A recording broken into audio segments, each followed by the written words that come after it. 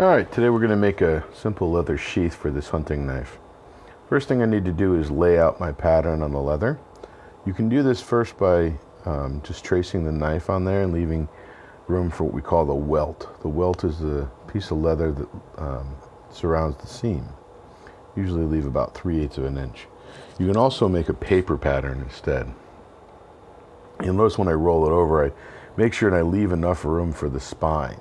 So I kind of roll the knife around. Makes it a little easier. Now I'm going to trace the outside edge, leaving 3/8 of an inch for that welt, a little 1/2 inch in this case.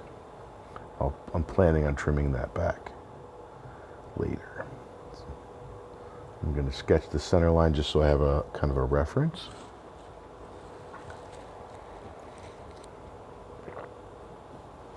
Alright, now I'm going to draw in the top of the sheath. This is going to be a simple butterfly or pouch sheath. And I could have used a longer piece of leather and folded it back over to make a belt loop. But that requires one more seam. And for a simple sheath like this, a lot of times what I'll do is just make the belt loop cut out rather than fold it over. Alright, this is for a right-handed sheath. And now I'm going to mark in where my end of my line is. I'm going to punch those 4 holes and then cut between them so that it doesn't tear. I want to make sure I mark on here right hand. And I know it's right hand because the main portion of it is to the right. The main portion is to the left. It'll be a left-handed sheath. Alright, using a razor knife, I'm just going to cut out the shape. I'm not paying too much attention because everything will get trimmed later, but I'm trying not to waste too much leather. So.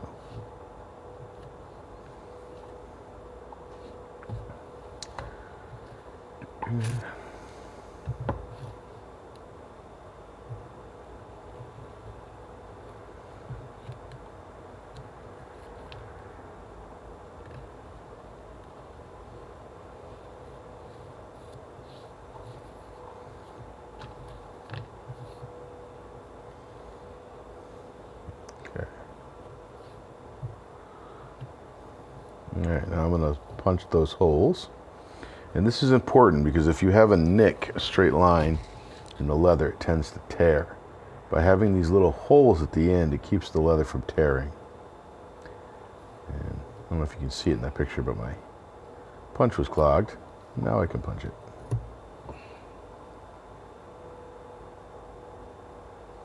Second one lined up. Click.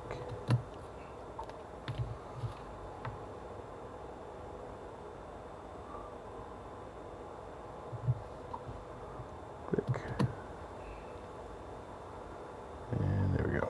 Now I'm going to cut between those holes, but back with the razor knife. Now I don't want to cut all the way through from one side because I could nick the other end of the hole. So I want to cut most of the way and then stop. Most of the way and then stop. Then I'm going to spin this around and then just connect the dots. That way I don't worry about accidentally nicking those round holes I just took time to put in. These are called edge bevelers. They kind of create a round edge of the leather. They come in different sizes. I think this is a number 2 or 3. And just cutting off the corners so they're not sharp and nasty. To the back side or the front side, I guess.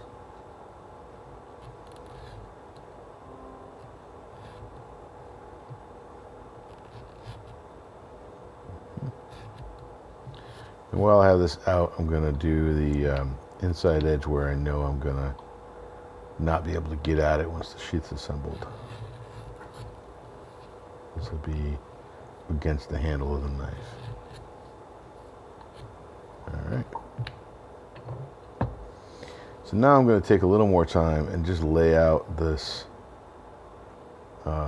welt again. You can see I left myself quite a bit of extra leather there.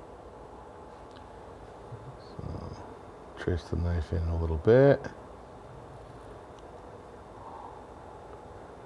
Now I'm going to kind of guesstimate where that line needs to go because I want to be able to bend that tip over a little bit. I'm just going to guesstimate the amount of leather that needs to move. As if it was, that curve had been straightened. Now I'll trim off the edge. Again.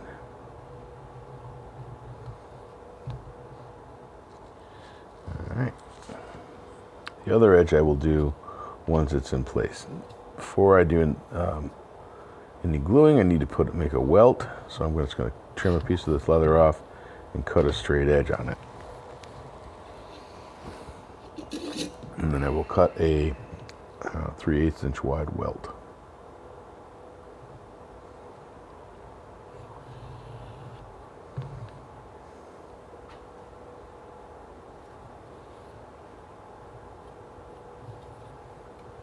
Bigger cutting table.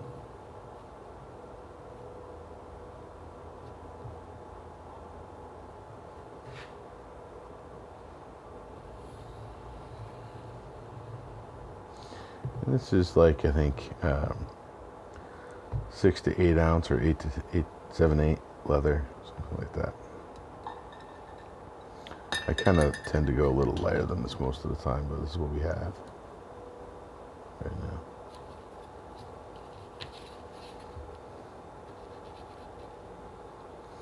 You always want to use a vegetable tan leather. If you use chrome tan, it can actually etch the blade a little bit and damage it. It'll never harden up. The vegetable tan leather, when you mold it, it'll dry and it'll be stiff. And you can actually mold it. So I've painted one side there. I'm going to let that dry, and then I'm going to paint one side of the welt as well. And this is just the contact cement. The way contact cement works, you want to let it dry till it's like tacky. And then the two sides will actually glue themselves together on contact. If you don't do that, you actually have to add some pressure to get them to kind of attach. All right, I'm going to cut a 45 or so degree angle on the tip here, and this is just so I can tuck it up into the corner of the sheath.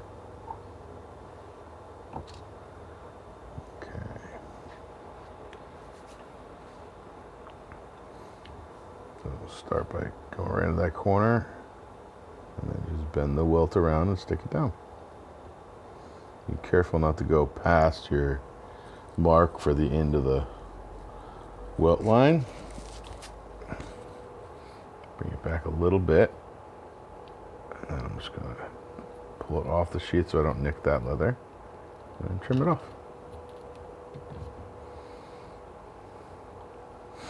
Now I'm going to scuff off that edge with the tip of the knife. This lets the contact cement get in there a little deeper. Helps to kind of get a better bond.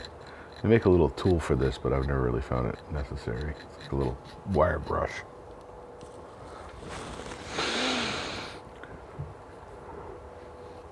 All right, back to the contact cement.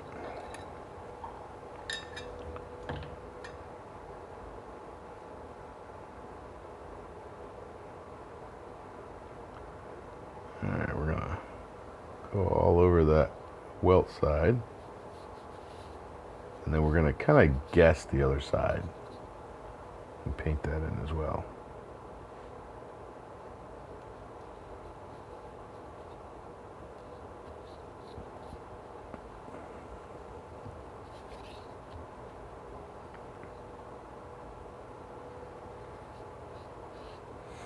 If you do end up with some glue on the inside, it won't really be a big deal. It won't etch or anything.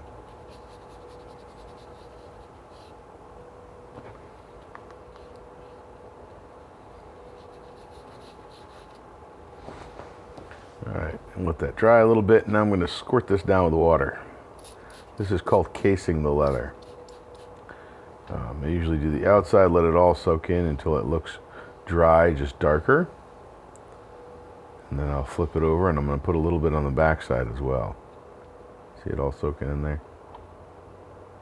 Put some on the inside. Not as much on the inside because I don't want it to be too wet. But I do want this to mold easily.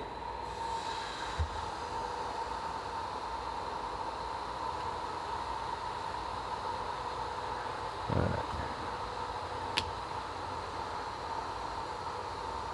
Soaked in pretty well. I'm going to fold it right over and see how flexible that is. We're going to put the knife in the sheath. A little bit of moisture won't hurt it any. I want to remember to dry it off. There we go.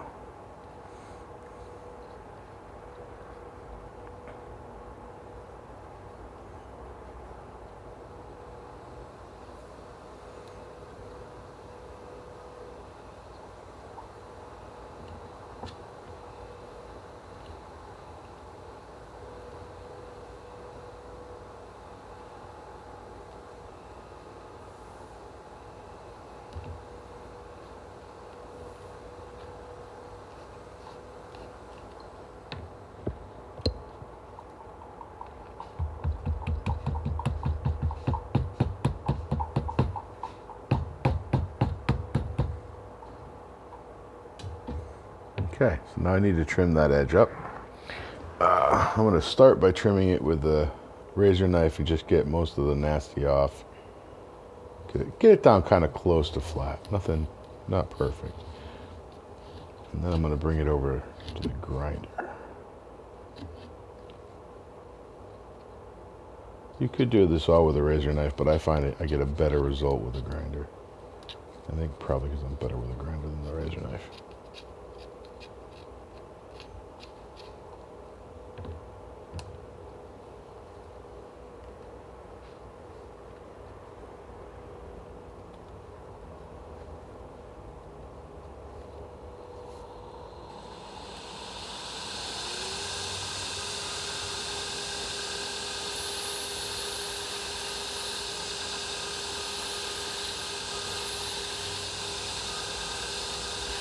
It's just a coarse belt, fairly new. We're running it pretty fast.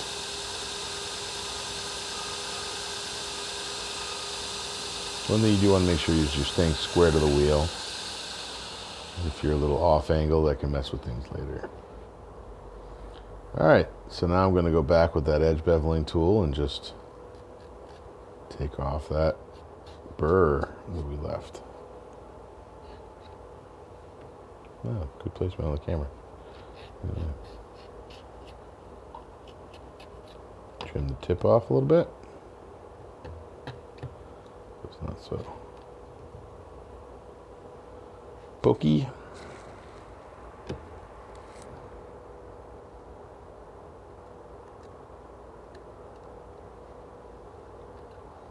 Make sure the knife still fits in there, which it does quite nicely, in fact.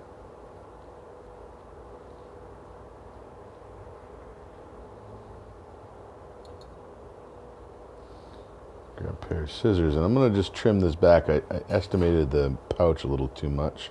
It just looks a little weird, so I'm just going to round it off. You could do that with a razor knife, but it would have been a little awkward.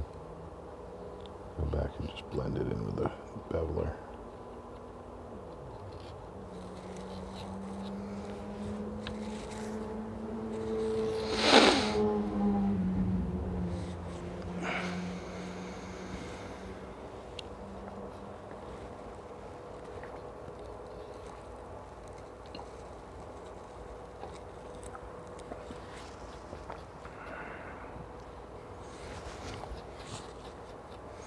All right, now that I got that all beveled back in, the next step is to lay out the edges where the seams are going to go. And I'm going to use this tool here. This is what's called a seam spacer. You can get all these tools from Tandy Leather or from Weaver Leather. And they're not terribly expensive. And I want to set that so that it's about halfway in the middle, halfway through my welt from the edge. And that little bar there is going to be my spacer. And then I'm going to cut a little groove with the other side that my seam's going to go in. Theoretically, anyway. Looks about right. You can see there, it's about halfway through my welt.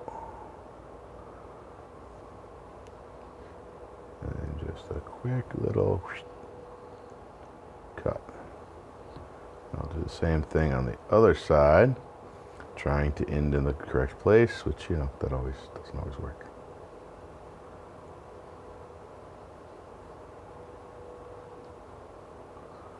There we go. Yeah, pretty close.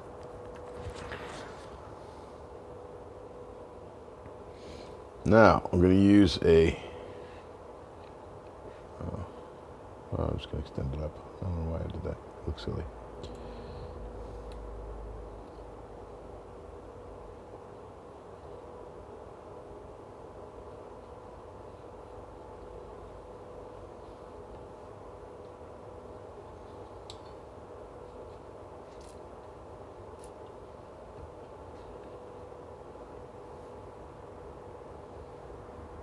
Trying to get that little seam there molded better.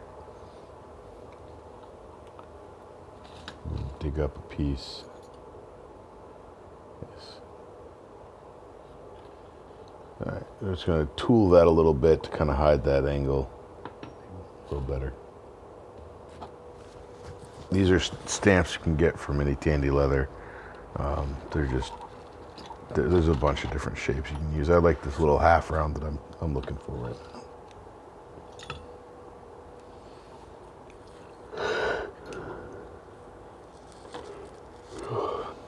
Makes a nice border.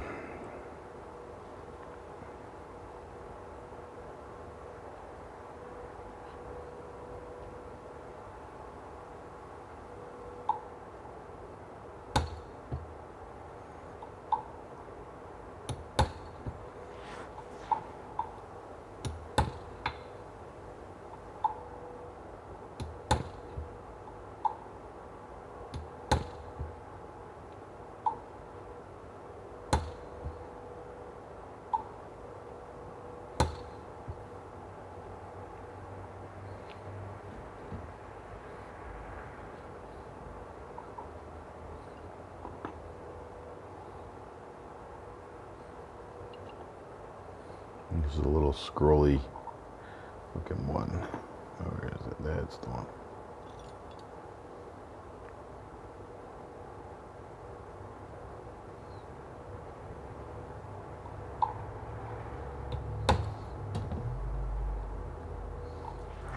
All right, so now I need to lay out my stitching. I'm going to use it's like a chisel with 4 lines on it. And you can cut all the way through this, but it sticks in and it's kind of a pain in the backside. So I tend to use this to get my spacing, and then I drill my holes. And then I'll go back with this and actually cut it again, just to make sure that they're all lined up where I want them. And I'm just kind of lining it up with a groove. Nothing too complex here. There we go.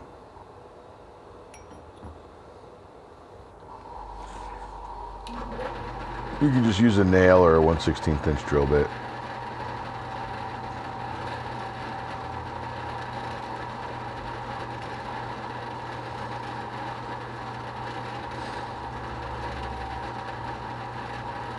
This is very exciting. Look how exciting this is.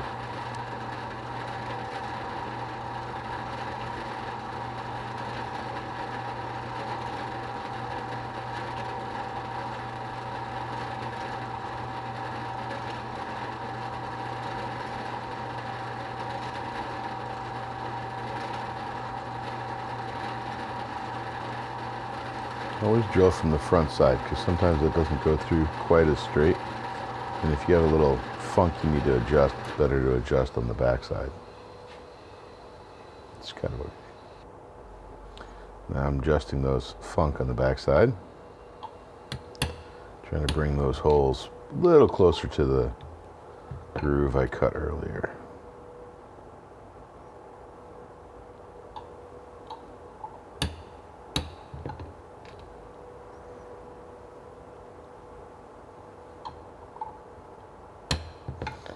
This will also help keep it from tearing, because the lines will be at a diagonal to where the stitching is.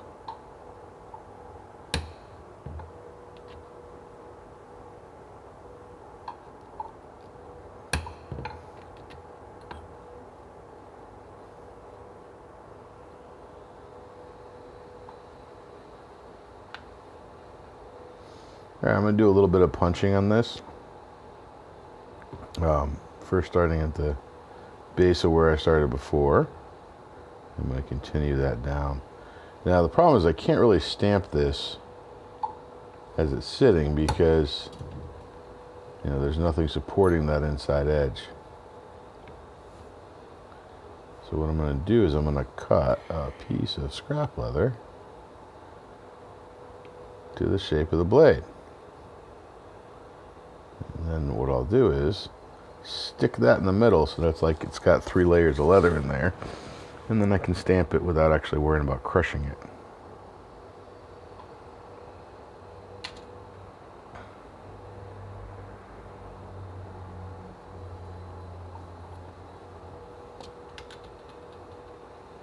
Yay!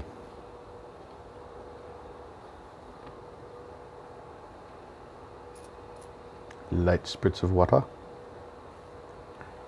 Let that dry a little bit, and now I'll go and just tool the rest of this.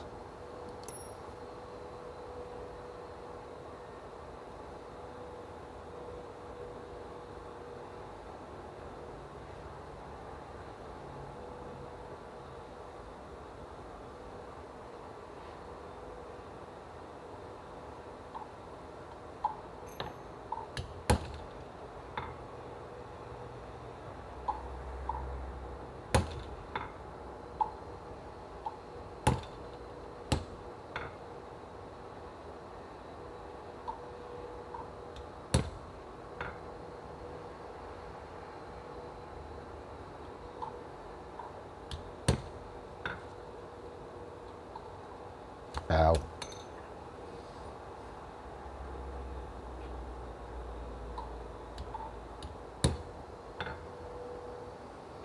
And I'll end with that little scroll punch again.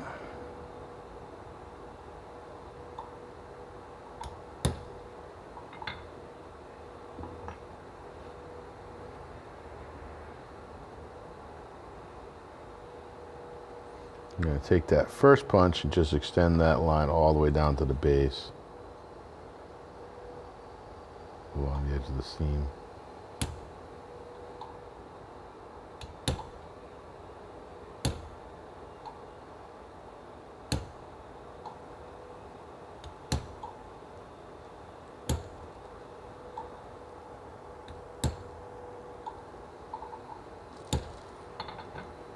And again, that little decorative punches. And these little punches can add a lot to the interest of the sheath without really, you know, adding all that much time and effort for you. All right, there we go.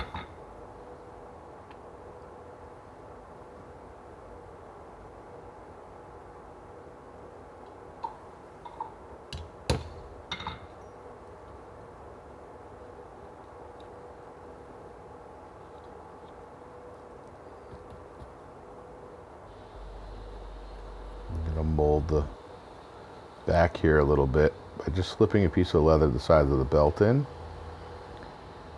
and then kind of molding around that. Looking for the slick. There it is. It's just like a ball, polished ball, and then you can kind of mold that edge down a little bit.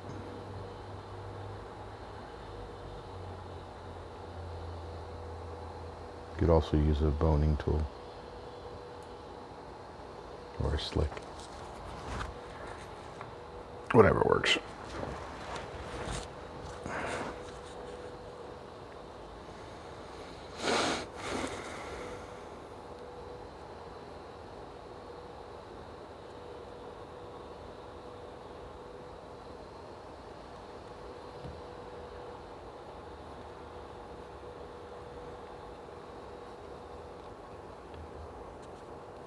Okay, let that dry a bit.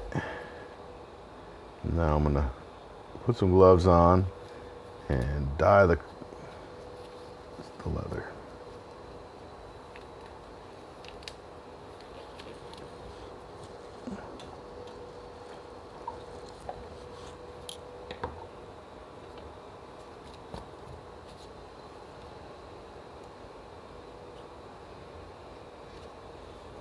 like the alcohol-based dyes better, but you do have to be careful about getting water on the leather before or after dyeing, during dyeing, because it'll tend to make it go green. Like this weird oxide on the surface. Alright, this is just a little piece of sheepskin. Helps get an even dyeing. I'm putting this on a little heavier than I probably should. Should probably put it a little lighter. This dark brown is very dark. It's almost black. It's oxided a bit over the years.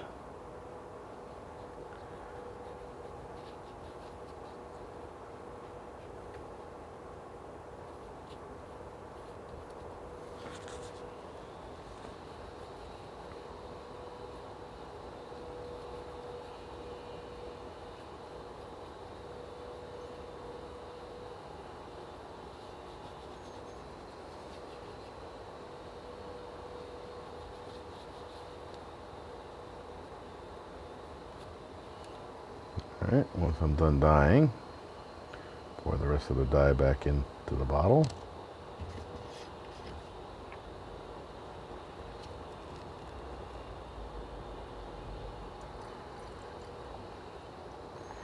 Now I'm going to use a product called Edge Coat. It dries kind of hard, and after I've wiped this down for excess dye, I will go back and do all of the edges with the Edge Coat.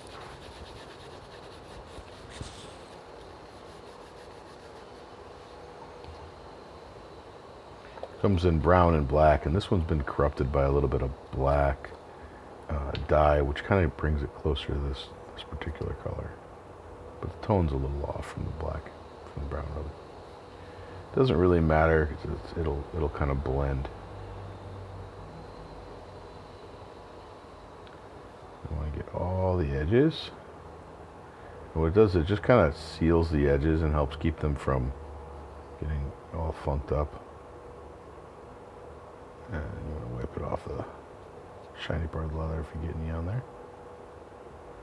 I'm going to do the insides of those webs. Yeah, there. And I'm going to paint a little bit on the inside of that, back of that belt loops as well. It just helps keep sealed and the leather shinier rather than the hard that's the kind of rough surface that the leather normally has.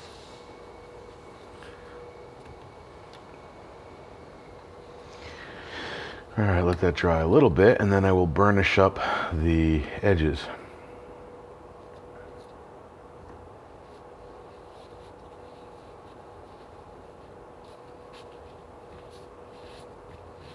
I'm going to do that with the knife in place.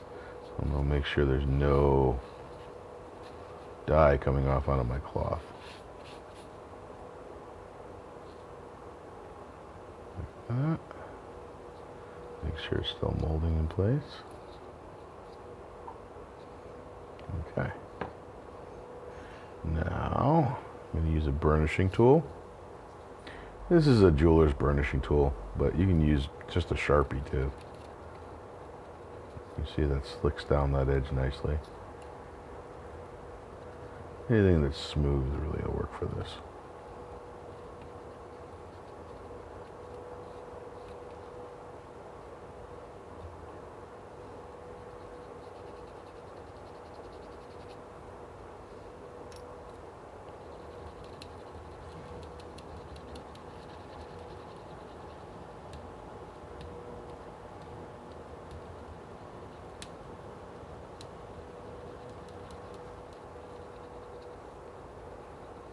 Get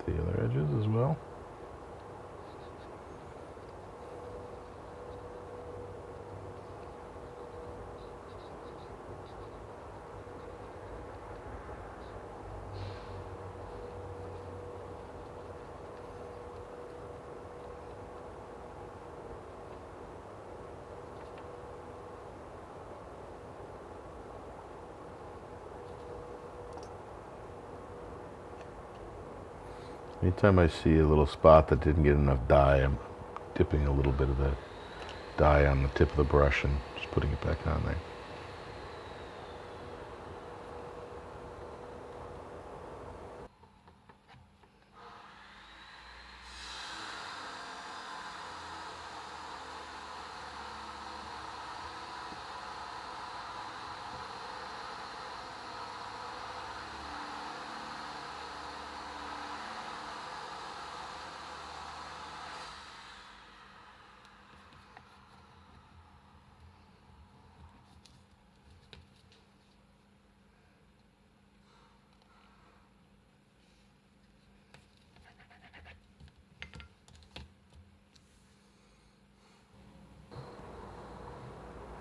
Alright, I'm going to stitch the sheath that I made in the earlier video. This is what's called a stitching pony. It's a hinged leather clamp. And I probably should have waited till it's dried a little more, put some leather behind it to keep from marring up the sheath. I'm going to do a 2 needle stitch. I'm going to use this needle here that's from a Titman. You can also buy them pre-made. This is just a regular needle here, and I'm going to pull this through the hole all the way.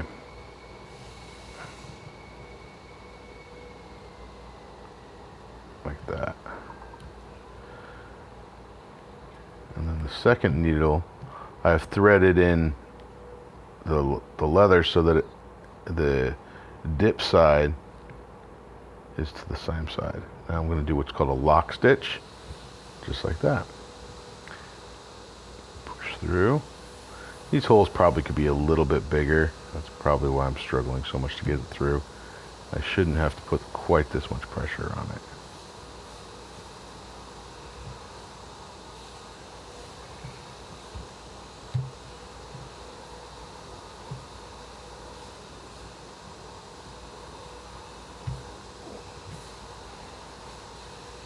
Repeat, and look at the back of my hand.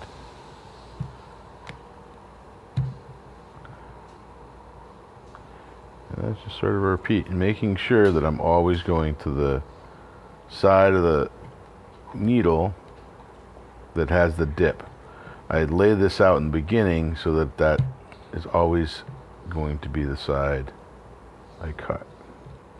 And I just keep feeding this through. And you'll notice when I'm pulling it tight, I'm tensioning both sides to try to keep the seam in the middle. You know, where the two are overlapping, the knot as it was. This goes pretty quick.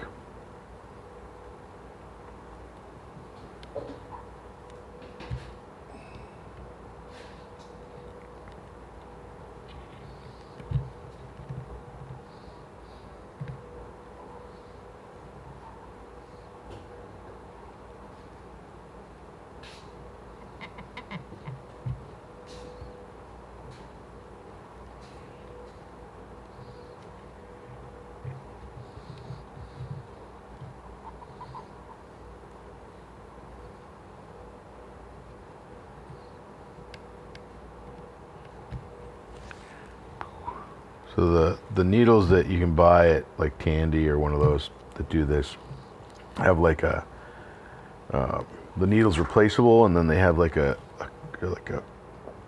bobbin in the middle, and those work great. I just find the bobbin to be annoying, and it tends to knot up and then can be a pain in the butt.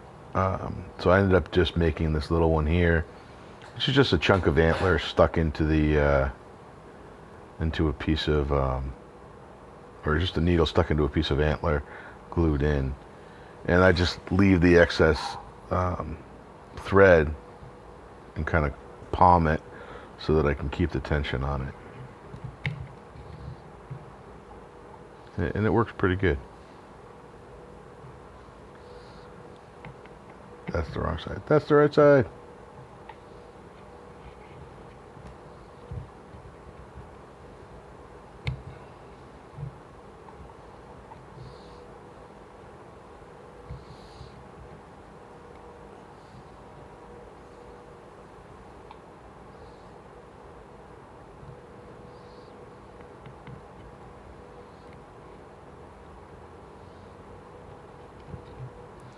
And this is just a lot of rinse repeat.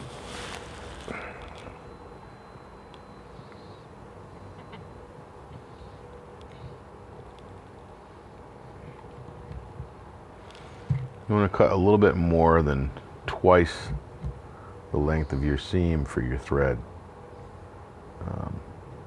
You know, thread is inexpensive, so don't try to be cheap on it. If it's a really long seam, a lot of times I'll do it in multiple pieces and I'll knot it in the middle, tie it off, and then go back a stitch and add a new piece. And that works fine. There's no reason to it all has to be one single unit. But this one I had just a scrap of thread that was about the right length, so I'm a little short on it, not too bad. But having that extra thread would be nice because it would be a lot easier to thread it through without like pulling it through the needle now and then, which is what's happening.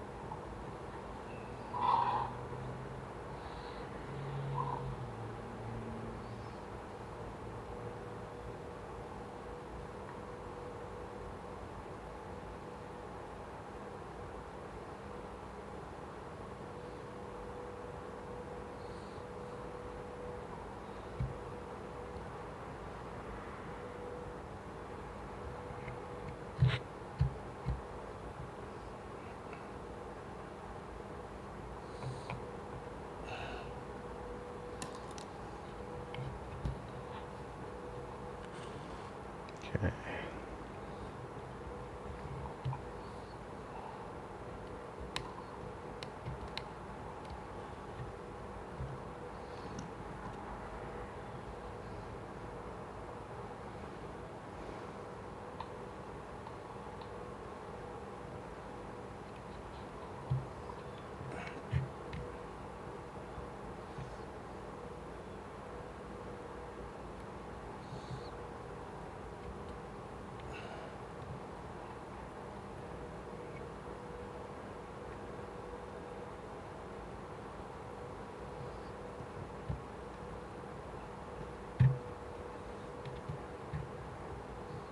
Okay, that's the last stitch. Now I'm going to go back and start to knot it. So I usually go back 2 and knot at least one of them. Sometimes I go back 3 and then go back 2 again.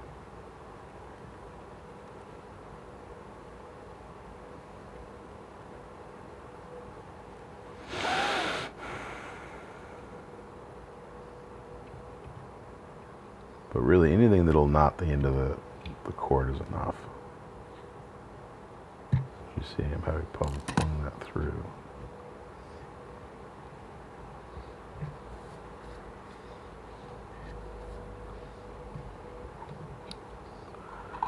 Alright, that's probably good.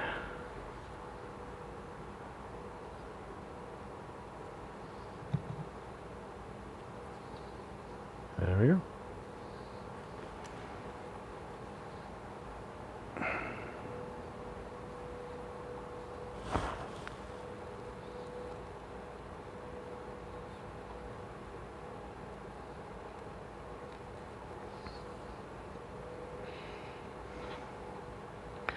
I'm gonna put it back in here and just kind of give myself a little bit more security on the end. Run that through a couple more times. I also had forgotten a stitch, so make sure that goes through that stitch as well. Really tie that knot tight.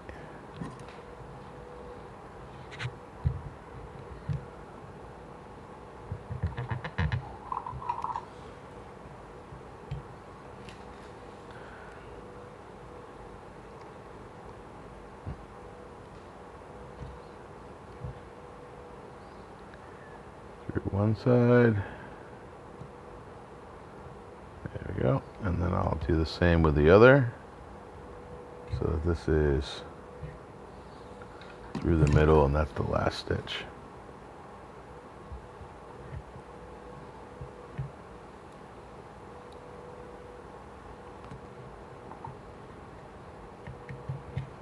And I usually put a drop of super glue in there just to help keep it in place.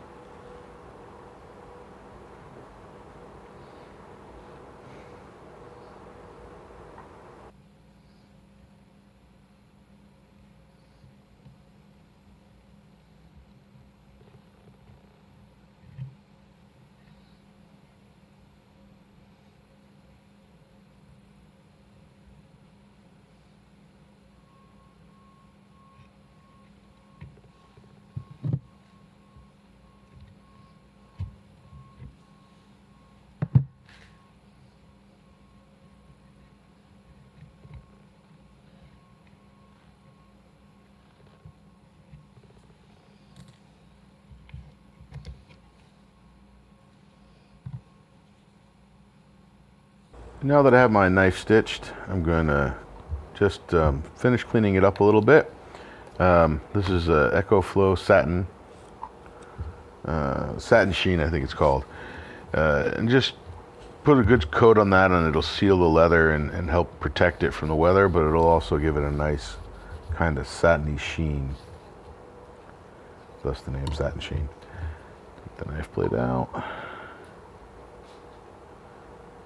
And then just go back with a soft cloth and wipe it all down. You see the burnishers out. I've kind of burnished out any marks I saw that were from the stitching pony as best I could. And kind of burnish that down. There we go. You see there's still a few marks, but they'll tend to wear out over the little while. And re-burnish the edge a little bit.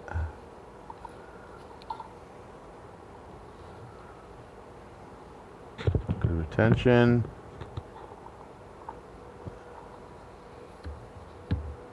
All right, that sheath is finished.